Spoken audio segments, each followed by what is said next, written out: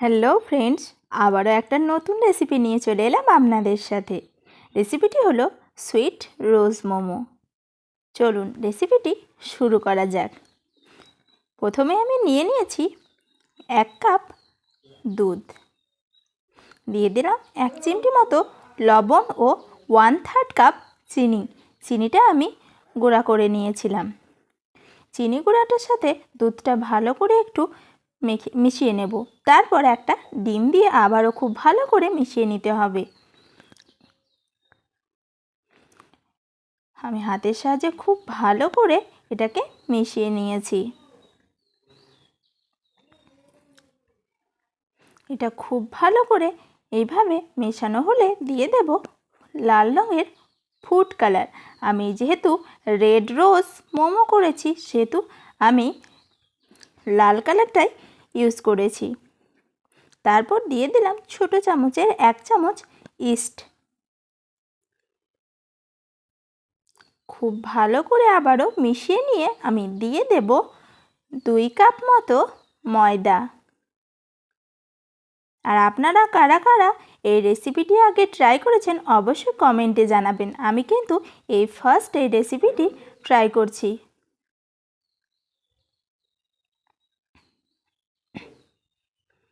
আর জানি না এই রেসিপির মধ্যে আমার কিছু ভুল আছে কি না, কারণ এই যে একটা চ্যাটচ্যাটে ভাব বা এত নরম কেন হয়ে গিয়েছে আমি জানি না। দিয়ে দিলাম 2 চামচ মতো সাদা তেল, ভালো করে মথে নেব। আর এটা বেলতে আমার কী যে কষ্ট হয়েছে কি বলবো, মানে ভীষণ কষ্ট করে আমি এটি বানিয়েছি। আপনাদের যদি জানা থাকে তাহলে অবশ্যই আমাকে কমেন্টে জানাবেন। আমি একটা এরকম সাইজের আপেল নিয়ে মাঝের অংশটা কেটে ফেলে দিয়েছি আর ছালগুলো ভালো করে ছিলে ধুয়ে পরিষ্কার করে নিয়েছি। তারপর একটা এইভাবে গ্রেটারের সাহায্যে ভালো করে গ্রেট করে নেব। দেখুন এভাবে গ্রেট হয়ে গেলে আমি দিয়ে দেব 3 চামচ মতো চিনি। আপনারা আপনাদের পছন্দ অনুযায়ী মিষ্টিটা দিতে পারেন।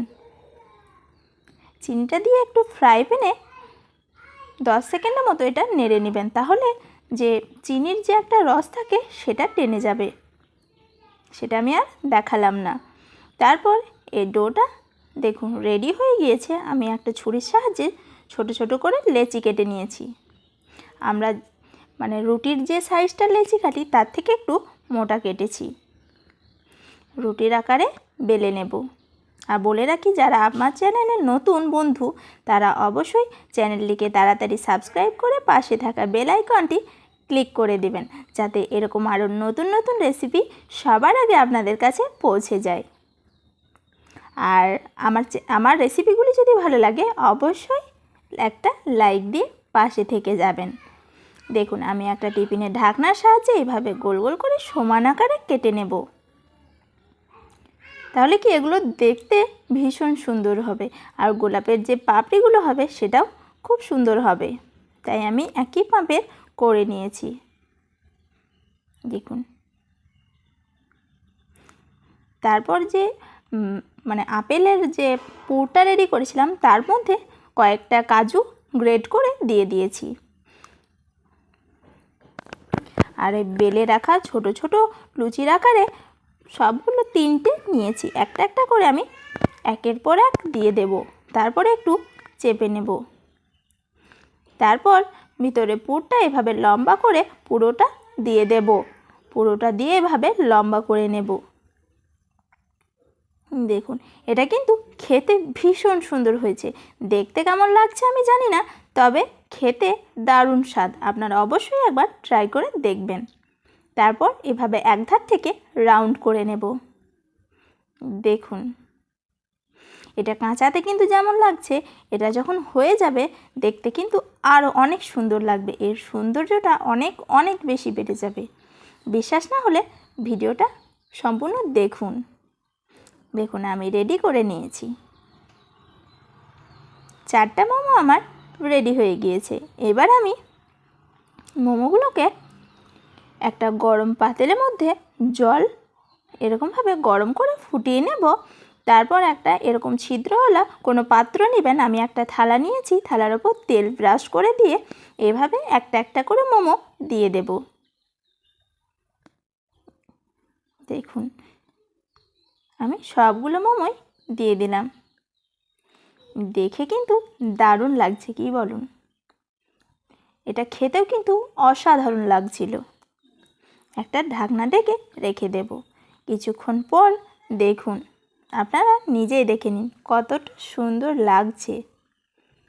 আর মানে আপনারা বললে হয়তো বিশ্বাস করবেন না, এটা খেতে কিন্তু দারুণ সুন্দর হয়েছিল। আপনারা অবশ্যই একবার বাড়িতে বানিয়ে দেখবেন, দারুণ খেতে আর দেখতে তো ভীষণই অপূর্ব লাগছে। এটা আমার না বললেও চলবে, কারণ আপনারা দেখেই বুঝতে পারছেন কতটা সুন্দর লাগছে দেখতে। আমার রেসিপিটি ভালো লাগলে অবশ্যই একটা লাইক দিয়ে আমার পাশে থেকে যাবেন, আর আমার চ্যানেলটিকে সাবস্ক্রাইব করে আমার বন্ধু হয়ে পাশে থাকবেন।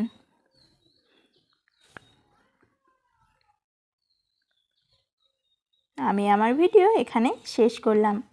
ভালো থাকবেন ও সুস্থ থাকবেন আর সব সময় আমার পাশে থাকবেন। টাটা।